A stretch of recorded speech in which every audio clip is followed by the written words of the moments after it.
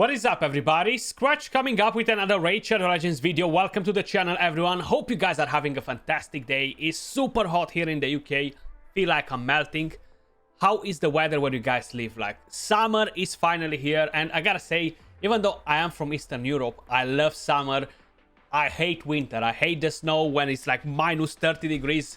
I'm not missing it, basically. We have the 1+1 on Sacred Shards, guys. And as usual, these events, in my opinion, are much better than going even on 2 axes, because a lot of times you're going to end up on opening shards on 2 axes and not getting a legendary only when you hit a mercy, you know, and it's just one. Now, of course, a lot of times you can get lucky and pull 2, 3, 4, 5 legendaries when you are opening on 2 axes. You are having much better chances at getting epic champions when you have this from ancient shards, for example. So it's a thing to keep in mind, you know, when you are kind of like deciding, should I open on 2x, should I open on the 1+1, should I just do whatever. Now I'm actually skipping this fusion, so I haven't done any events whatsoever for the fusion at the moment, and the chances to summon legendary champions, guys, are still 6% chance.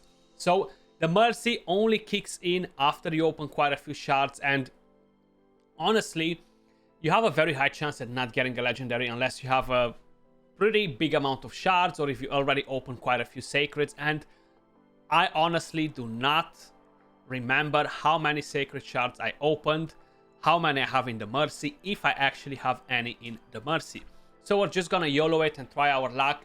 Hopefully we're gonna bring something juicy at home. We're gonna check each one of the champions that we're getting in here, and if we're getting a nice legendary, maybe we're kind of like gonna go over the build, or if we're getting a solid epic, we're gonna do the same, because hey, not everybody pulls legendaries every single day. You know how it is. So hopefully we're gonna bring something home. Wish you guys luck as well if you are opening any sacred shards. And first we have one epic. We have Alaric the Hooded. Now this is a champion that I haven't really studied. I haven't really tried around. I know when he got released into the game, it felt pretty underwhelming. I don't know if it's a necessity to kind of like go and revisit the champion to try to do a guide on him, but it's kind of like a damage dealer, which it doesn't seem to bring much to the table. Let me know your thoughts in the comments down below. How many of you guys are actually using Alaric the Hooded? Let's see. Maybe we're gonna bring a couple of good legendaries at home. Who knows? Who knows? Okay, I think Kellan the Shrike. This might be a new one. I don't think I already pulled this one. And talking about the Sylvan Watchers faction, guys, I feel like in the next couple of weeks, 2-3 weeks, we're gonna get the new faction crypt open. Have you guys prepared your team for the Sylvan Watchers? I kind of like know exactly what I'm trying to do, and this champion is actually pretty solid, because with the A1 has a chance to land the weaken. With the A2, attacks one enemy 2 times. The first hit decreases the turn meter by 50%. When it's fully booked, it's going to be on a 3-turn cooldown with a 100% chance to do it. The second hit will land decreased speed for 2 turns and places a perfect veil buff on this champion for 2 turns, which is very nice. This is going to be very powerful on the bosses for the faction crypt because of the turn meter manipulation and the decreased speed. Very, very awesome champion, and attacks all enemies on a 4-turn cooldown. Damage increases by 5% for each debuff on the target. You know what? Now that I've pulled the champion, I'm definitely going to build him for my faction crypt. So I'm actually going to do a guide on this champion. Maybe we're going to build him in today's video. Let's see what else we're pulling. 4 more shards. And we haven't even checked the passive. We haven't even checked the passive. Skratch. Then we got an Infernal Baroness. Pretty underwhelming. She can be good for faction wars. Chuck a stun set on her. Attacks all enemies. A bit of a healing. Attacks all enemies. Decrease attack. And places a perfect veil buff on an ally. Good for faction wars, but I don't really think she's great anywhere else, honestly. Not that powerful, you know, like very easy to replace her as a champion. What do we have in here? We have a Barret the Blood-Soaked. Again, not a bad champion. I do like the idea of putting that shield on, the heal, the A3 bringing in the decreased attack, the decreased defense. It's actually pretty good. It's not something that we can actually complain about it, and it is stealing the buffs from the target, removing them, you know, the increased attack or increased defense, which can be great. I really had higher hopes for him in Clan Boss when they released him, because hey, he's a pretty old champion and we didn't have so many champions to do what he does at that moment in time, but since many other champions got added to the game. Okay, we're gonna have one more chance to get a legendary. We got a Delver right here.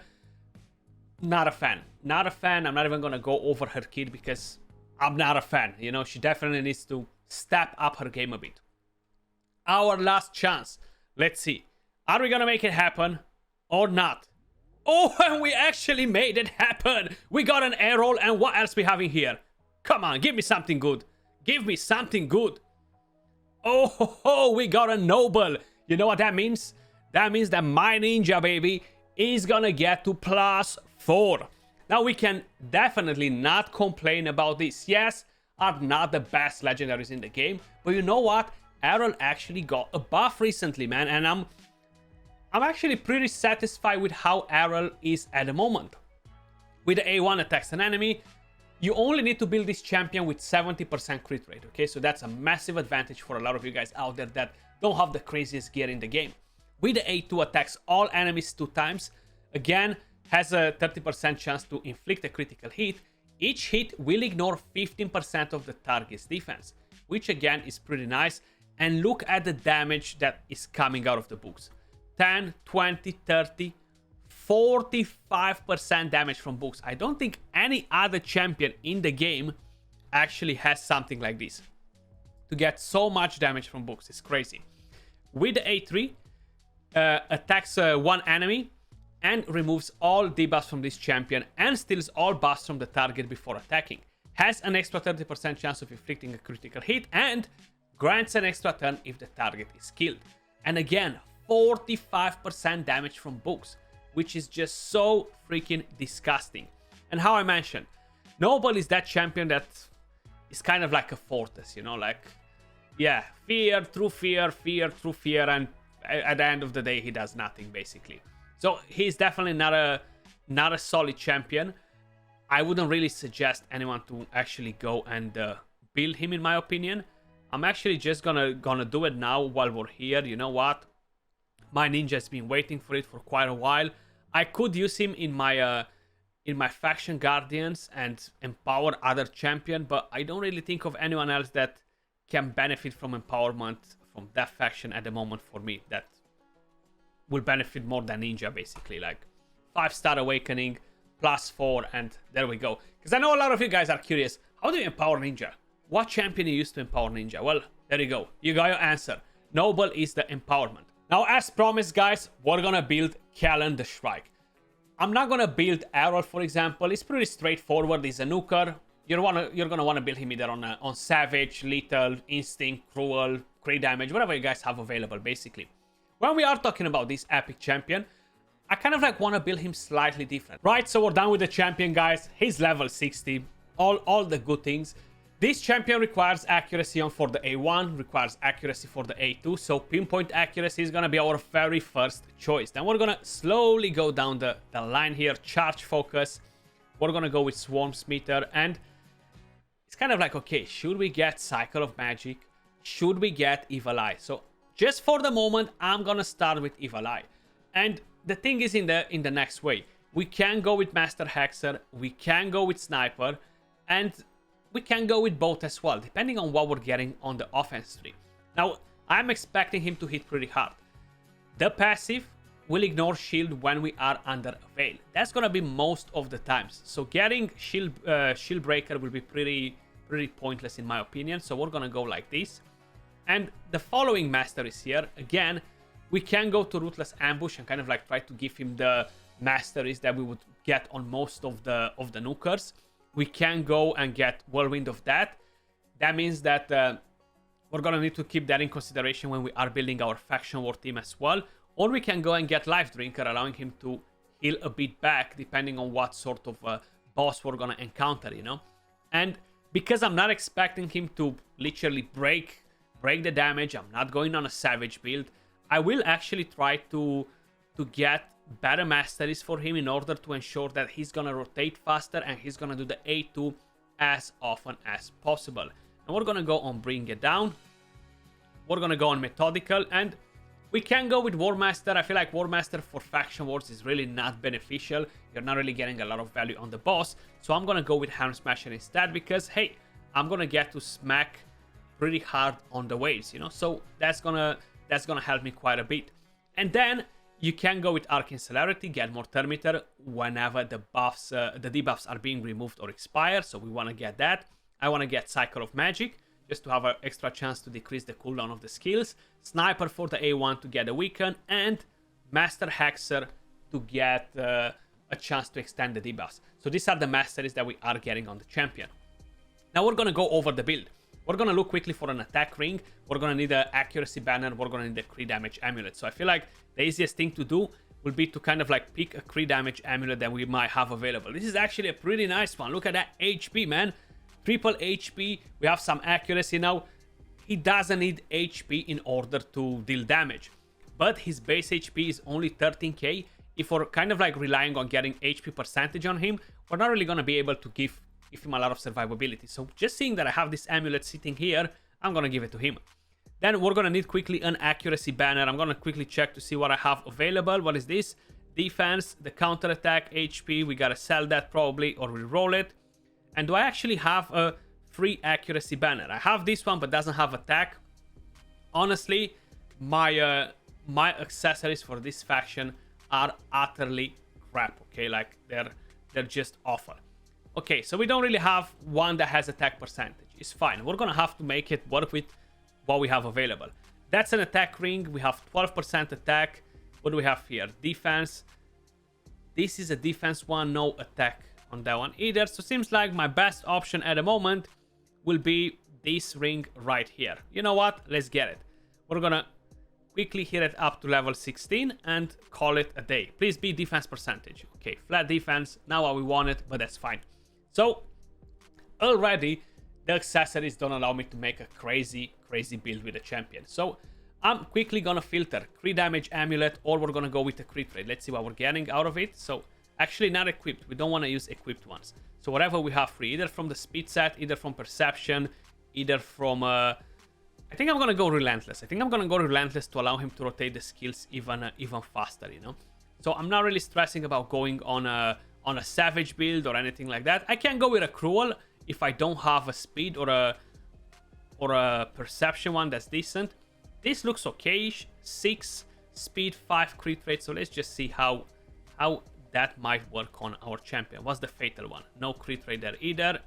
The kill stroke, no speed. Okay, here we are. So we're gonna go with this one for the moment, unless I'm gonna go with a 5-star from here. Okay, we could go with this one. This is actually pretty nice. So we're gonna go with this 5-star, which transformed into a 6-star because of the ascension.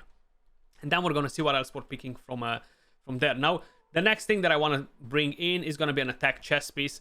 Either it's going to be from Relentless, either it's going to be from Cruel. We're not messing around anymore with other sets. This is nice, no speed, so we're going to try it out for the moment. It's actually a pretty nice one. I don't think I have a better one from the Cruel set free. This is with accuracy as a Ascension. Okay. No, it doesn't seem that we have a better one.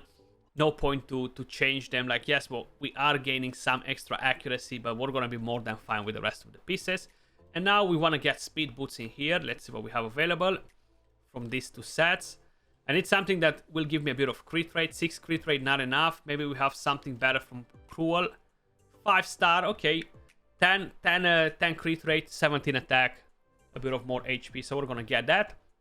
And now, at the top, we just want to make sure we're getting to 100% crit rate. We do want to deal some damage as well, right? Like, a lot of times you're going to do faction wars, and the main thing that you're going to struggle with is to have enough damage to kill the boss, you know? So that's another thing to keep in mind. This is a bit too OP for faction wars, for what we're trying to do.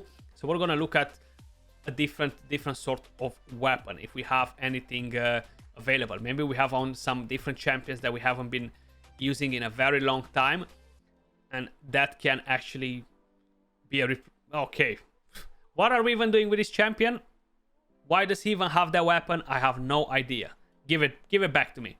Give it back to me, because you don't need it. And right now, we are looking to get a helmet. Seems like we might not have speed and crit rate. Let's just see crit rate helmets. There might be some free. So what do we have here? This is pretty nice as a helmet as well. And we have this one. This is better. No more attack. We get crit damage. We're getting decent stats. I don't want to go overkill. You know, it's just faction wars. I don't want to get more speed though. Like I'm pretty slow at the moment, so I want to prioritize a lot of speed from what I have left. You know, so if it's just one roll on crit rate, will be perfect. Hopefully, I'm gonna find something like that. I can always change the masteries, right, and get attack instead of the crit rate. I do have that on Husk, which I'm using. I definitely don't wanna change it. Battle Khazar on Relentless. I haven't been using this bad boy in a very long time, so most probably I'm gonna have to change the masteries and drop some of the crit rate. Or I do have too many Husks that I'm not using. This might be one of them, and I think this could do a decent build. He's not as fast as I would like him to be. I kind of like want him a bit faster, but you've seen I don't have speed on the helmet, which is unfortunate, and I don't have speed on the chest plate either. But I can always throw 2, 3, 4-star glyphs on this Relentless gear, gain a bit of extra speed, try to ascend the boots. Maybe I'm getting lucky with some speed on it, put some speed on the banner, and he's gonna do an amazing job in Faction Wars with the build that we actually have on him. Not crazy attack because we're not going savage, but I do want to get some damage out of the champion, you know, next to all that thermometer manipulation that we're doing. That was all for the video, guys. This is how I'm gonna build Callan for my faction crypt. Actually, I've built him. I'm not gonna change anything on him. You've seen the masteries. He is fully booked as well at the moment, ascended, everything that it needs to be done, and I'm looking forward to the faction crypt. Some of you guys might be close to Lydia. Make sure you are trying to grind it as soon as possible, so you're not adding another faction to the work there. Appreciate all of you guys watching, and I'll catch you all soon in the next video. Peace.